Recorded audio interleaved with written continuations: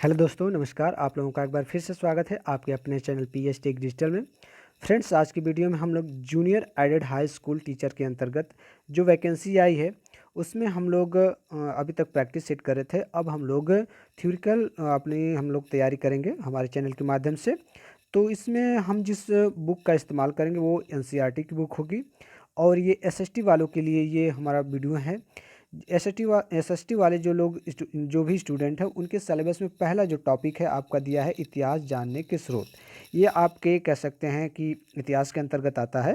तो हम लोग आज की वीडियो में देखेंगे इतिहास जानने के स्रोत, यानी कि इतिहास को जानने के लिए किन किन स्रोतों का सहारा लिया जाता है, जो कि आपकी एकदम एनसीईआरटी की बुक होगी, उसी के माध्यम से हम लोग पढ़ेंगे।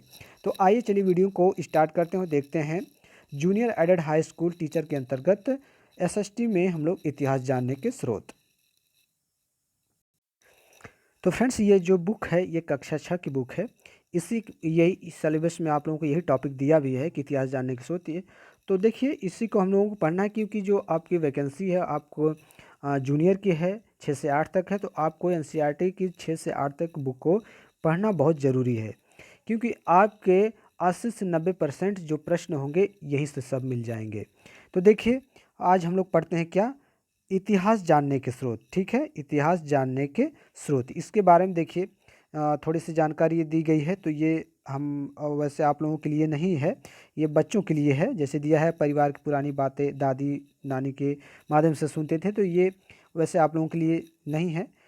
वैसे पढ़ना चाहेंगे तो आप लोग स्क्रीनशॉट लेके पढ़ सकते हैं। आगे हम लोग देखते हैं इसमें कि जो इतिहास है उसे क्या कहा जाता है, इतिहास को कैसे परिभाषित करेंगे। ठीक है, तो इतिहास होता क्या है तो उसके बारे में हम लोग जानेंगे। तो देखिए फ्रेंड्स, जो इतिहास है, हजारों वर्ष पहले के लोगों के बारे में जानना हो तो उनके बारे में जानने के लिए हम इतिहास का अध्ययन करते हैं। इतिहासकार अतीत से प्राप्त तथ्यों और साक्ष्यों के आधार पर बीते समय की जानकारी देते हैं। ठीक है, तो कहने का मतलब है हजारों वर्ष पहले के लोग किस प्रकार से थे, ठीक है, उनके बारे में यदि जानना होता है तो हम इतिहास का अध्ययन करते हैं। और जो इतिहासकार होते हैं वो क्या करते हैं, और जो अतीत से प्राप्त तथ्य होते हैं, साक्ष्य होते हैं, उनके माध्यम से हमको जानकारी देते हैं। तो ये तो हो गया कुछ इतिहास के बारे में। अब देखिए, इतिहास से हमें किस प्रकार की जानकारियाँ मिलती हैं। तो इतिहास बीते हुए समय और उस समय के लोगों को समझने और जानने का एक साधन है। ठीक है, क्या है, एक साधन है। तो इतिहास क्या है, बीते समय, ठीक है, बीते समय में लोग यानी कि जो पास्ट यानी कि हम लोगों से बहुत पहले के जो लोग थे वे लोग कैसे रहते थे, ठीक है, उनके बारे में जानने का जो साधन होता है वही हमारा इतिहास के माध्यम होता है। ठीक है, आइए देखते हैं कि किस प्रकार से हम लोग इतिहास के बारे में जान सकते हैं, कौन कौन से स्रोत होते हैं। तो ये देखिए लिखा है कैसे पता लगाते हैं। तो इसके अंतर्गत हम लोग क्या देखते हैं, तो इसके अंतर्गत देखिए लिखा है कि अतीत में एक ऐसा भी युग था जब लोग लिखना नहीं जानते थे। उन लोगों के जीवन के विषय में हमें जानकारी उनके द्वारा छोड़ी गई वस्तुएं जैसे मिट्टी के बर्तन, खिलौने, हथियारों तथा औजारों द्वारा मिलती है। यानी कहने का मतलब है कि अतीत यानी आपके बीते हुए समय में, ठीक है, क्या होता था कि यदि हमको उसकी जानकारी लेना होता है तो कैसे लेते हैं कि उनके द्वारा जो भी वस्तुएं छोड़ी गई हैं जैसे कि मिट्टी के बर्तन, खिलौने, उनके द्वारा जो उपयोग में लाए गए हथियार, ठीक है, उनके द्वारा हमें जानकारियाँ मिलती हैं। तो ये एक प्रकार का स्रोत हो गया। आगे लिखा है कि प्राय इन वस्तुओं को पुरातत्ववेत्ता जमीन के अंदर से खोदकर प्राप्त करते हैं।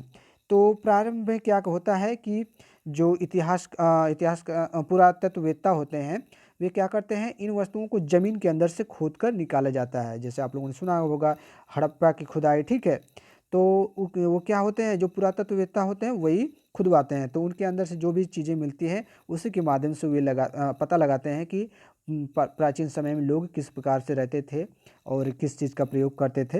तो ये खुदाई के दौरान जो चीज़ें मिलती थी उससे पता लगाया जाता था। अब देख लीजिए कि यहाँ पे जो लिखा है पुरातत्ववेत्ता, तो पुरातत्ववेत्ता क्या होते हैं उसके बारे में देख लीजिए। फ्रेंड्स, ये देखिए जिसकी बुक है जिस बच्चे की, थोड़ा सा इस पर उसने लिख कुछ दिया है तो इसे आप लोग इग्नोर करिएगा। देखिए पुरातत्ववेत्ता, ठीक है, पुरातत्व लिखा है। तो पुरातत्व क्या होता है, तो लिखा है प्राचीन काल में मानव द्वारा प्रयोग में लाई वस्तुएं, निर्मित मंदिरों एवं इमारतों आदि के अवशेषों का अध्ययन पुरातत्व कहलाता है। ठीक है, क्या प्राचीन काल में जो मानव द्वारा प्रयोग में लाई गई वस्तुएं होती हैं, मंदिर, इमारतें आदि जो अवशेष होते हैं, उनका जो अध्ययन होता है वही हमारा क्या कहलाता है, वही हमारा पुरातत्व कहलाता है। अब देखिए लिखा है, इनका अध्ययन करने वाले पुरातत्ववेत्ता कहलाते हैं। और इसी चीज़ का जो अध्ययन करते हैं, जो लोग अध्ययन करते हैं, वे हमारे क्या कहलाते हैं, पुरातत्ववेत्ता कहलाते हैं। तो क्लियर हो गया। यानी कि पुरातत्व वे होते हैं जो जमीन से जो चीज़ें खुदाई के दौरान मिलती हैं, उनका जो अध्ययन करते हैं, वे ही हमारे क्या होते हैं, पुरातत्ववेत्ता होते हैं। तो आगे देखते हैं हम लोग। आगे देखिए लिखा है, वस्तुएं ऐतिहासिक जानकारी के लिए अत्यंत महत्वपूर्ण होती हैं। उपलब्ध सामग्री के आधार पर इतिहासकारों ने अतीत को 3 भागों में बांटा है। ठीक है, वह समय जिसके लिए कोई भी लिखित सामग्री उपलब्ध नहीं है पूर्व प्राक ऐतिहासिक काल कहलाता है। तो देखिए, जो वस्तुएं उस समय की मिली हैं, ठीक है, खुदाई के दौरान, ठीक है, तो उस पे यदि कोई लिखित सामग्री उपलब्ध नहीं होती, केवल वस्तुएं मिली, जैसे मिट्टी के बर्तन हो गया, पत्थर के हथियार हो गए, तो वे कौन से काल कहलाते हैं, तो वे हमारे कहलाते हैं पूर्व प्राक, ठीक है, पूर्व प्राक ऐतिहासिक काल कहलाते हैं। यानी कि जिन वस्तुओं पे कोई लिखित सामग्री नहीं होती थी, ठीक है, जिससे पढ़ा नहीं जा सकता, तो वे हमारे किसके अंतर्गत आते हैं, पूर्व प्राक ऐतिहासिक काल के अंतर्गत आते हैं। आगे लिखा है, वह समय जिससे संबंधित लिखित साक्ष्य तो है, किंतु उसे पढ़ा नहीं जा सकता है, उसे आद्य ऐतिहासिक काल कहते हैं। कहने का मतलब है कि ऐसे वस्तुएं जो प्राप्त हुई हैं, जिन पे लिखा तो गया है, लेकिन उसे पढ़ा नहीं जा पा रहा है, ठीक है, उसे पढ़ नहीं पा रहे हैं लोग, तो ऐसी चीज़ों को किस काल के अंतर्गत रखा गया, तो ऐसी चीज़ों को वे लोग कहते हैं कि ये लोग किस काल के थे, आद्य ऐतिहासिक काल के थे। ठीक है, एक तो था आपका जो चीज़ें लिखित नहीं थी, उससे पूर्व प्राक हो गया। दूसरा था आपकी जो लिखी चीज़ें मिली, लिखित उस पर कुछ मिली सबूत, लेकिन उसे पढ़ा नहीं जा सका, वो आपका आद्य ऐतिहासिक काल था। इसी प्रकार से देखिए आगे क्या है, जिस काल या समय के विषय में लिखित सामग्री जानकारी मिलती है एवं उसे पढ़ा भी जा सकता है, उस काल समय को ऐतिहासिक काल कहते हैं। यानी कि अब इन दोनों के बाद आता है कि ऐसा वस्तुएं जिस पे क्या होता है, लिखित सामग्री मिली है और उससे क्या है, उसे पढ़ा भी जा सका। ठीक है, ऐसे वस्तुएं जिस पे लिखित सामग्री मिली, ठीक है, लिखित के रूप में वो साक्ष्य मिला, और उसे जो भी विद्वान थे, पुरातत्व लोग थे, उन्होंने क्या किया, पढ़ लिया उस चीज़ को, उसके बारे में जानकारी प्राप्त कर लिया आसानी से। उसे इस किस काल में रखा जाता है, तो उसे रखा जाता है आपके ऐतिहासिक काल में। किसमें, ऐतिहासिक काल में। तो ये तो हमारा क्लियर हो गया कि इतिहास क्या था। ठीक है, इतिहास के माध्यम से किन किन चीज़ों का हम लोग अध्ययन करते हैं। ठीक है, और भूगोलवेत्ता क्या, अरे पुरातत्ववेत्ता क्या होते हैं, पुरातत्व क्या होता है, और किस जो सामग्री मिली, लिखित और बिना लिखित, और जो लिखित मिली उन्हें पढ़ा नहीं जा सका, उन्हें किस काल में रखा गया, इसके बारे में हम लोगों ने जाना। आगे हम लोग चलिए देखते हैं। आगे अगर हम लोग देखते हैं तो लिखा है, मानव ने जब लिखना शुरू किया तब उसे कागज का ज्ञान नहीं था। वह अपने लेखों को ताड़पत्रों, भोजपत्रों और ताम्रपत्रों पर लिखता था। कभी कभी लेख बड़ी शिलाओं, स्तंभों, पत्थरों की दीवारों, मिट्टी या पत्थर के छोटे छोटे फलकों, टुकड़ों पर भी लिखे जाते थे। प्रारंभ में जो मानव थे, वे, ठीक है, जब लिखना शुरू किए थे, ठीक है, तो प्रारंभ में नहीं, जब मानव अब धीरे धीरे विकास किया और लिखना प्रारंभ किया, तो वह किस पे लिखते थे, ताड़पत्रों पे लिखते थे। किस पे, ताड़पत्रों पे लिखते थे, भोजपत्रों पे लिखते थे और ताम्रपत्रों पे लिखते थे। कभी कभी शिलाएं, ठीक है, शिलाएं थी तो उस पे भी लेख लिखवा लेते थे, स्तंभों पे लिखवा लेते थे, दीवारों पे लिखवाते थे, पत्थरों पे लिखवाते थे। ठीक है, इस तरह से जो मानव थे अपना क्या किए कि उन्होंने लिखवाया कि आगे की जो जनरेशन आएंगी, जो भी पीढ़ी आएगी, हमारे बारे में यदि वो जानना चाहेगी तो इसके माध्यम से जानकारी प्राप्त कर लेगी। तो देखिए, जो ताम्रपत्र होता था, तो ताम्रपत्र क्या होता था, तो देखिए ताम्रपत्र होता था जो ताड़ के, ठीक है, ताड़ के पेड़ के चौड़े पत्ते होते थे। जो ताड़ के जो पेड़ होते हैं, उनके जब चौड़े पत्ते होते थे, उस पे लिखा जाता था। ठीक है, तो उसके माध्यम से जो चीज़ें ताड़ के पेड़ के पत्तों पे लिखा जाता था, उसे क्या कहा गया, ताड़पत्र। ठीक है, क्या कहा गया, ताड़पत्र कहा गया। इससे एक दूसरे को वो लिखकर अपना संदेश भी देते थे, यानी कि ताड़पत्र हुआ था। और दूसरा था आपका भोजपत्र। देखिए भोजपत्र क्या था, तो भोजपत्र यानी भुर्ज नामक एक पेड़ थी, ठीक है, भुर्ज नामक एक पेड़ थी, और उस पेड़ की छाल, ठीक है, उस पेड़ की जो छाल होती थी उस पे वो लोग लिखते थे उसके माध्यम से। तो ये आपका भोजपत्र था, जो कि भुर्ज नामक पेड़ की छाल होती थी। इसके बाद देखिए जो ताम्रपत्र था, तो ताम्रपत्र क्या होता था, तांबे के पतले एवं चपटे टुकड़े, तांबे के जो पतले एवं चपटे टुकड़े होते थे उस पे जो लिखा जाता था वही हमारा ताम्रपत्र कहलाता था। क्या कहलाता था, ताम्रपत्र कहलाता था। और स्तंभ लेख देखिए, स्तंभ लेख है पत्थर के खंभों पर लिखे लेख, ठीक है, जो पत्र यानी जो पत्थर के खंभे होते हैं, ठीक है, उस पे जो लेख लिखे जाते थे उसे स्तंभ लेख कहा जाता है, ठीक है, क्या कहा जाता है, स्तंभ लेख। और इसके बाद देखिए जो शिला लेख दिया है, शिला लेख क्या होते थे, पत्थर की चट्टानों पर लिखे लेख, यानी जो पत्थर की चट्टान होती थी उस पे जो लेख लिखे जाते थे वे हमारे क्या कहलाते थे, शिला लेख। क्या कहलाते थे, शिला। देखिए स्तंभ लेख शिला लेख में थोड़ा सा लोग कंफ्यूज हो जाए। स्तंभ मतलब समझे, स्तंभ का मतलब खंभा, खंभा पे जो लिखा जाता था। शिलालेख जो पत्थर होते थे उस पे जो लिखे जाते थे वो आपके शिलालेख हुए। ताम्र से आप लोग लगा ही लेंगे कि तांबा उसमें आ जाएगा। भोजपत्र ये थोड़ा सा होगा, भुर्ज नामक पेड़ की छाल है। ताड़पत्र ताड़ के चौड़े पत्ते होते हैं। तो ये आप कुछ उनके द्वारा जो लिखे जाते थे, यूज में की गई चीज़ें थी, उसके बारे में हम लोगों ने जाना। आगे चलिए देखते हैं हम लोग पुरातात्विक स्रोत, ठीक है, क्या है आगे हमारा है पुरातात्विक स्रोत, यानी इतिहास जानने के स्रोत में हमारा पहला स्रोत जो आता है वह आता है पुरातात्विक स्रोत, ठीक है, क्या आता है, पुरातात्विक स्रोत आता है, जिसमें हमारा पहला चीज आता है अभिलेख, ठीक है। पुरातात्विक स्रोत के अंतर्गत सबसे पहले हमारा आता है अभिलेख। देखिए इतिहास जानने के स्रोत के अंतर्गत पहला हमारा आएगा पुरातात्विक स्रोत, उसके अंतर्गत हम लोग अभिलेखों के माध्यम से जानेंगे कि किस प्रकार से लोग अभिलेखों के माध्यम से, ठीक है, इतिहास के बारे में जानकारी प्राप्त करते हैं। देखिए लिखा है ये अभिलेख, यह अशोक के रुम्मीनदेई अभिलेख का अंश है जो लुम्बिनी नेपाल से प्राप्त हुआ है। इस अभिलेख में अशोक ने यह घोषणा की है कि लुम्बिनी में उपज का 8वां भाग कर के रूप में लिया जाएगा। अशोक के अभिलेख पत्थर पर उत्कीर्ण होने के कारण महत्वपूर्ण ऐतिहासिक स्रोत हैं।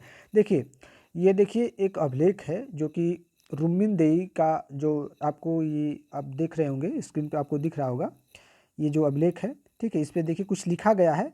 यहाँ पे देखिए ये कुछ लिखा गया है, तो इसे हम लोग तो नहीं पढ़ पाएंगे, पढ़ना कठिन है, ये जो पुरातत्व विद्वान होते हैं वही पढ़ पाएंगे। तो देखिए उसमें क्या है, ये आपका जो मिला है ये जो लेख, ये आपके रुम्मीनदेई, ठीक है, रुम्मीनदेई अभिलेख का एक अंश है ये आपका।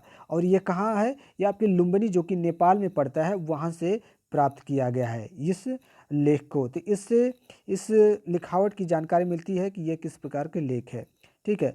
और इसका मतलब ये जो लेख है, इस लेख का मतलब यह है कि इसमें ये चीज़ें बताई गई हैं कि लुम्बिनी में जो उपज का, यानी कृषि में जो उपज होता था उसका जो 8वां भाग होता था उसे कर के रूप में लिया जाएगा, यही इसमें लिखा गया है, ठीक है, इसमें।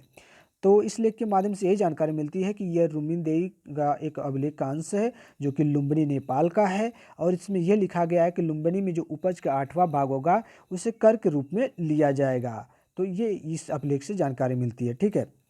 और ये जो अभिलेख होते थे पत्थर पे लिखे होते थे, जिसके कारण यह काफ़ी महत्वपूर्ण इतिहास को जानने के लिए स्रोत माने जाते हैं, ठीक है। और यह जो अभिलेख था इसे किसने लिखवाया था, अशोक ने लिखवाया था। आगे देखिए, देखिए इस अभिलेख में देखिए कुछ अक्षर मिलेंगे आपको, जो कि ये अक्षर हैं आपके ब्राह्मी लिपि, ठीक है, ब्राह्मी लिपि में है। तो अशोक ने अपने, देखिए ये प्रश्न पूछ देता है कि अशोक ने अपने अभिलेख किन किन भाषाओं में लिखा है।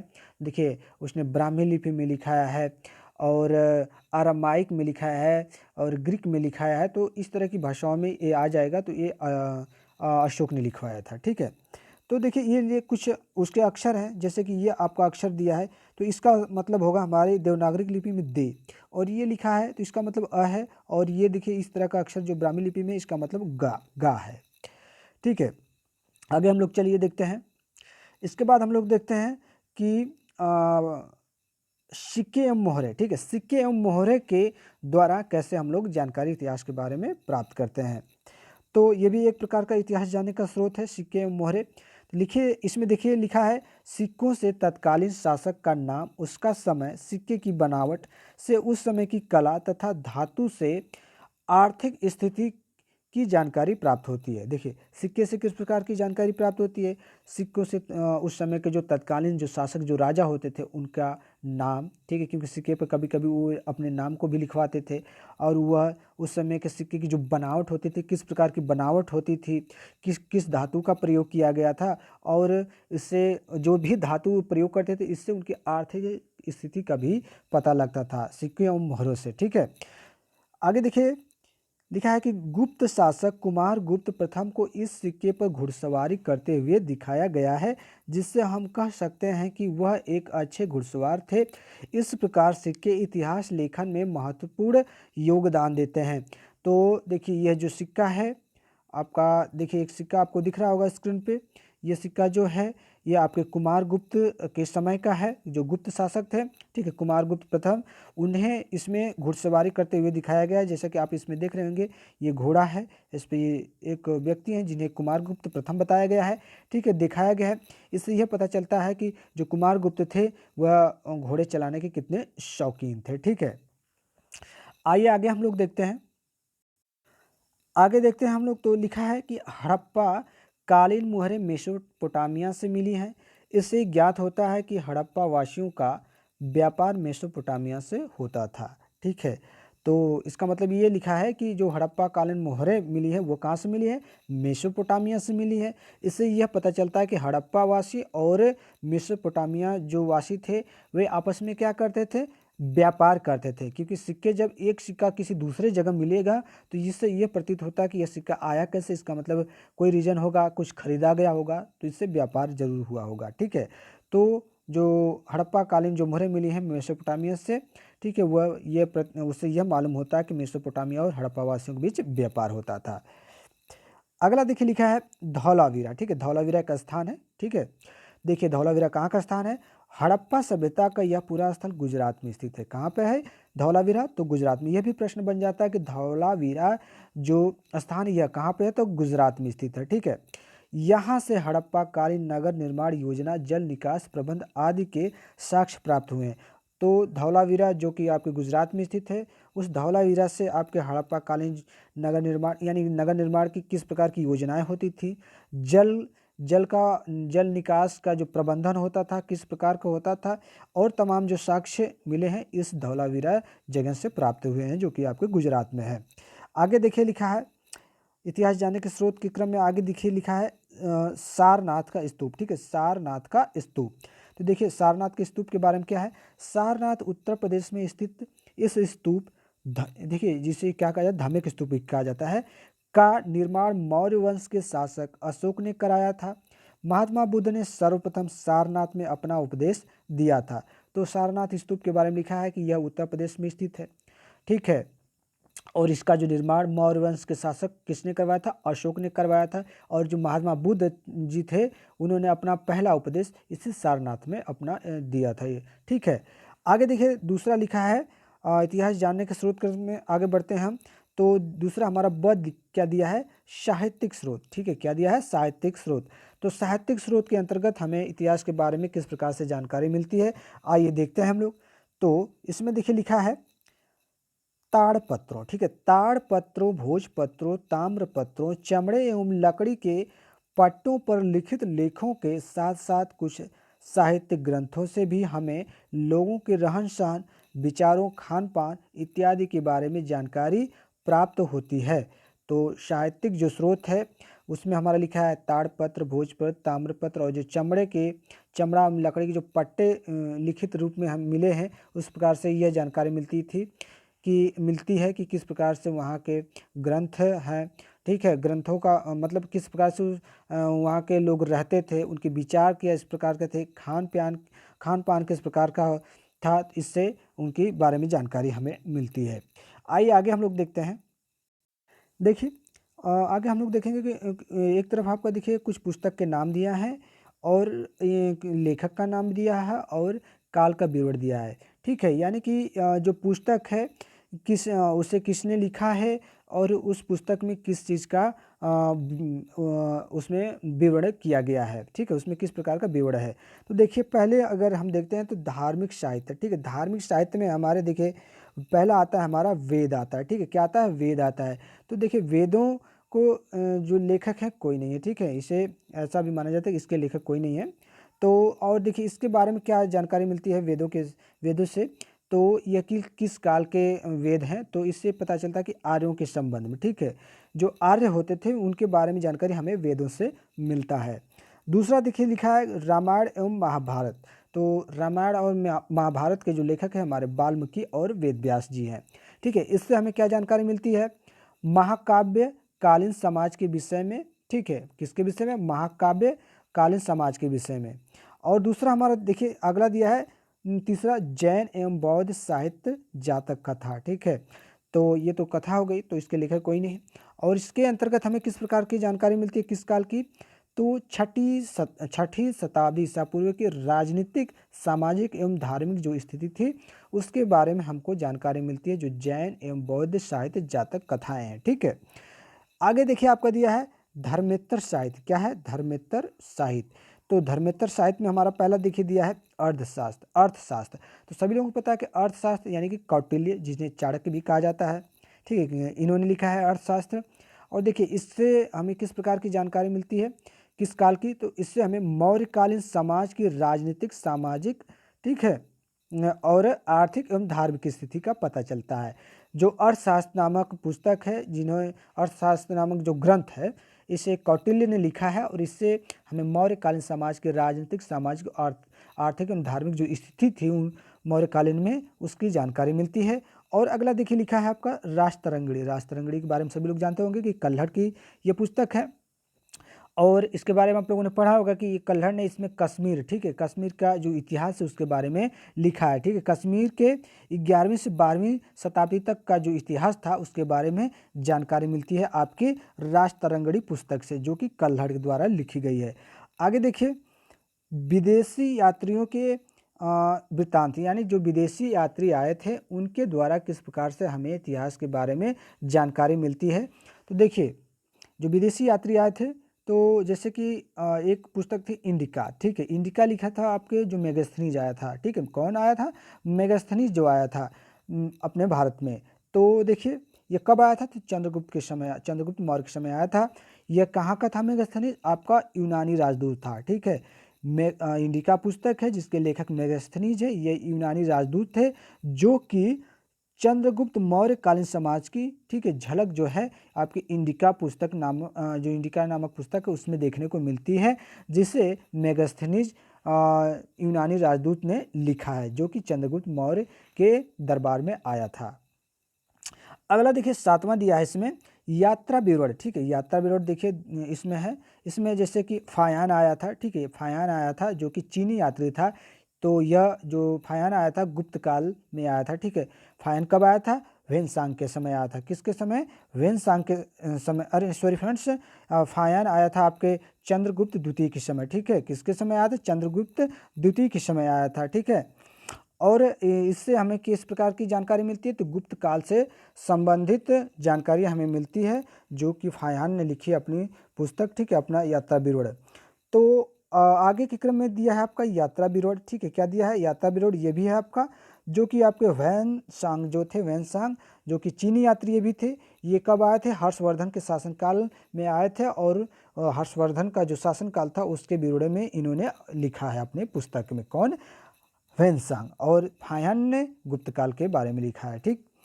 आगे हम लोग देखते हैं, देखिए आगे लिखा है इतिहासकार इन्हीं स्रोतों से अतीत की कृषि पशुपालन कामगार शिल्प काम धंधे व्यापार नाप तौल लेन देन कर आदि इत्यादि के आधार पर आर्थिक स्थिति का वर्णन करते हैं। घर परिवार स्त्रियों की स्थिति शिक्षा रहन सहन खान पान वेशभूषा मनोरंजन त्यौहार मेले आदि के आधार पर सामाजिक तथा राजा प्रजा प्रशासन सुरक्षा व सैन्य व्यवस्था के आधार पर राजनीतिक स्थिति की जानकारी प्रदान करते हैं। इसी प्रकार कला आचार विचार ज्ञान विज्ञान मान्यताएं धार्मिक विश्वास देवी देवता, पूजा पाठ एवं परंपराओं के आधार पर धार्मिक एवं सांस्कृतिक स्थिति का वर्णन करते हैं। तो इतिहासकार जो हैं इन्हीं स्रोतों के आधार पर क्या करते हैं, जानकारी प्राप्त करते हैं कि किस प्रकार के उस समय कृषि थी, पशुपालन किस प्रकार के लोग करते थे, किस प्रकार के काम करते थे, किस प्रकार की उनके अंदर कलाएँ थी, ठीक है। नाप तौल किस प्रकार से करते थे, उनका वेशभूषा क्या था, सामाजिक स्थिति क्या थी, राजनीतिक स्थिति क्या थी, धार्मिक स्थिति किस प्रकार की थी, सांस्कृतिक स्थिति किस प्रकार थी, इसका वर्णन इतिहासकार इन्हीं स्रोतों के माध्यम से प्राप्त करते हैं। ठीक है, आगे चलिए हम लोग देखते हैं। तो देखिए फ्रेंड्स, इसमें लिखा है कौन पहले कौन बाद में। ठीक है, क्या लिखा है, कौन पहले कौन बाद में, यानी ये बच्चों को आसान से भाषा में समझने के लिए लिख दिया है कि कौन पहले आया कौन बाद में आया। तो देखिए लिखा है इसमें, जब पुरातत्वविद किसी स्थान की खुदाई करते हैं तो कैसे समझते हैं कि कौन से स्तर पहले के हैं और कौन बाद के हैं। यानी कहने का मतलब है कि जो पुरातत्वविद होते हैं वो खुदाई करते हैं तो वे कैसे समझ पाते हैं कि खुदाई के दौरान जो चीज़ें मिली कौन पहले की हैं कौन उसके बाद की हैं। तो देखिए एक चित्र के माध्यम से बताया गया है। तो देखिए इसमें क्या बताया गया है, इसमें ये बताया गया है कि किसी भी पुरास्थल में कई बस्तियों के अवशेष मिल सकते हैं। ठीक है, मतलब कोई भी पुरा स्थल है वहाँ पे कई बस्तियों के अवशेष मिल सकते हैं। तो उसके बारे में किस प्रकार से जानकारी मिलेगी, देखिए आगे क्या लिखा है। आमतौर पर लोग जहाँ रहते हैं घर टूटने पर दोबारा घर बना लेते हैं। ठीक है, आमतौर पे जहाँ पे लोग रहते हैं घर यदि टूट जाता है तो दोबारा घर बना लेते हैं, आमतौर की बात है। ठीक है, लेकिन क्या है, टूटे फूटे सामान और कूड़ा करकट भी घरों के आसपास जमा होते रहते हैं। ठीक है, लेकिन इससे और क्या होता है कि जो टूटे फूटे सामान होते हैं और कूड़ा करकट जो होते हैं उनके घरों के आसपास क्या होते हैं कि जमा होते रहते हैं।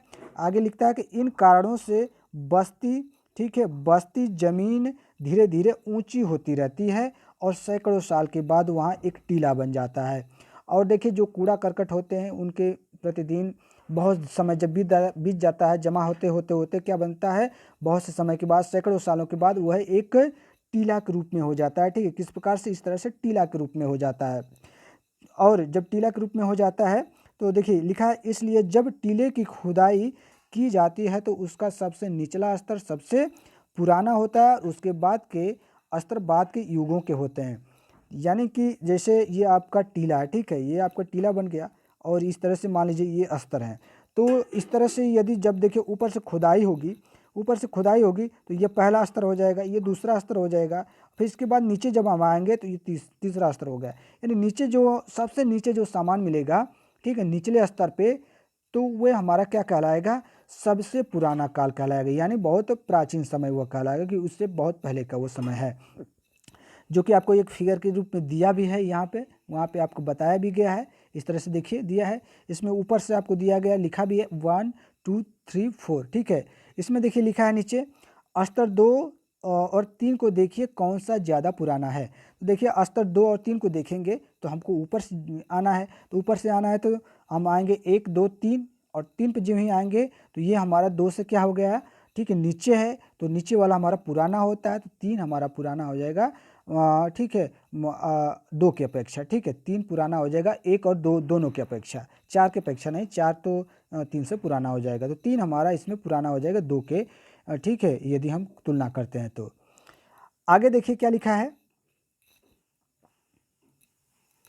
आगे देखिए इसमें लिखा है इतिहास में तिथियां। ठीक है, इतिहास में कुछ तिथियां हैं, जैसे हम लोग देखते हैं ईस्वी, ईसा पूर्व, ठीक है, जिसे अंग्रेजी में AD BC कहा जाता है, उसके बारे में जानकारी दी गई है।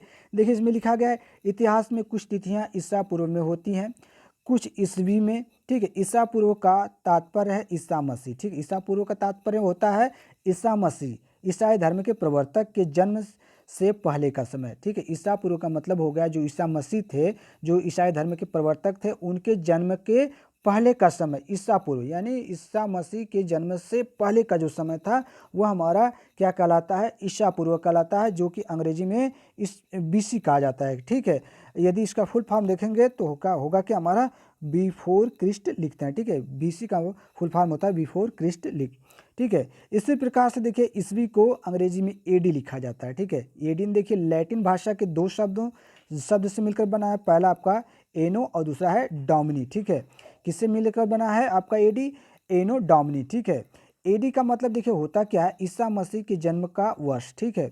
एडी का मतलब होता है ईस्वी, ठीक है, जिसे ईस्वी हम लोग कहते हैं अंग्रेजी में एडी। इसका मतलब होता है ईसा मसीह के जन्म का वर्ष, ठीक है। यानी ईसा मसीह के जन्म के बाद की जो भी तिथियां आई वो हमारी क्या हो गई, एडी हो गई। और उनके जन्म के पहले की जो थी वो बीसी हो गई, ठीक है, जिसे हम लोग क्या कहते हैं, ईसा पूर्व कहते हैं। और उनके जन्म के बाद के समय को हम लोग ईस्वी कहते हैं, अंग्रेजी में एडी कहा जाता है। आगे देखिए लिखा है अभिलेख। देखिए अभिलेख क्या होते हैं उसके बारे में देख लीजिए। देखिए अभिलेख के बारे में दिया है, अभिलेख पत्थर अथवा धातु जैसे कठोर सतह पर उत्कीर्ण किए गए लेख होते हैं, ठीक है। यदि दे देगा आपको मिलान संबंधी कि अभिलेख, स्तूप, पुरास्थल, इस तरह से, तो अभिलेख में लिखा मिलेगा आपको मिलान करने के लिए कि अभिलेख पत्थर अथवा धातु जैसे कठोर सतह पर क्या होते हैं, ठीक है, उभरे हुए लेख लिखे होते हैं, ठीक है, ये आपके अभिलेख होते हैं।